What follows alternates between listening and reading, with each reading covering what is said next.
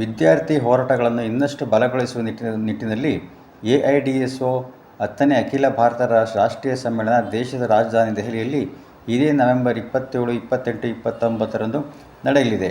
ಈ ನಿಟ್ಟಿನಲ್ಲಿ ವಿದ್ಯಾರ್ಥಿಗಳಿಗೆ ಮಾಹಿತಿ ನೀಡಲೆಂದು ಮೈಸೂರಿನ ಜಿಲ್ಲಾ ಪತ್ರಕರ್ತರ ಭವನದಲ್ಲಿ ಸಮ್ಮೇಳನದ ಪೋಸ್ಟರ್ ಬಿಡುಗಡೆಗೊಳಿಸಲಾಯಿತು.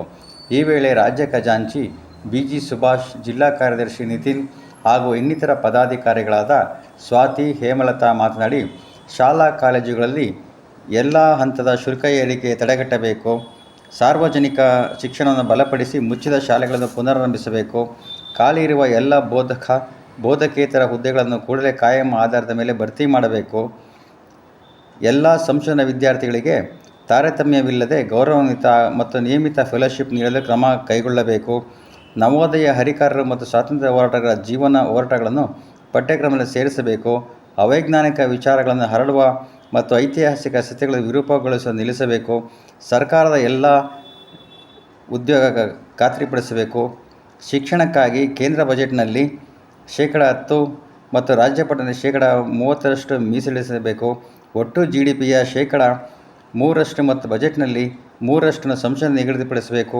ಎಂಬಿವೆ ಮೊದಲಾದ ಬೇಡಿಕೆಗಳಾಗಿ ಒತ್ತಾಯಿಸಲಾಗುವುದು. ಈ ಹಿನ್ನೆಲೆಯಲ್ಲಿ ರಾಜ್ಯದಲ್ಲಿಯೂ ಸಹ ಸಮ್ಮೇಳನಗಳು ನಡೆದಿವೆ, ಹೋರಾಟಗಳು ನಡೆದಿವೆ. ಈಗ ರಾಷ್ಟ್ರೀಯ ಮಟ್ಟ ನಡೆಯುತ್ತಿದೆ ಎಂದು ಅವರು ಮಾಹಿತಿ ನೀಡಿದರು. ಜೊತೆಗೆ ಮೈಸೂರಿನಿಂದ ಸುಮಾರು 20 ವಿದ್ಯಾರ್ಥಿಗಳು ಪಾಲ್ಗೊಳ್ಳಲಿದ್ದಾರೆ ಎಂದು ಅವರು ತಿಳಿಸಿದರು. ಈ ರೀತಿಯ ಇನ್ನಷ್ಟು ಸುದ್ದಿಗಾಗಿ ದಯವಿಟ್ಟು ಸಬ್ಸ್ಕ್ರೈಬ್ ಆಗಿರಿ. Mysuru info news Kannada.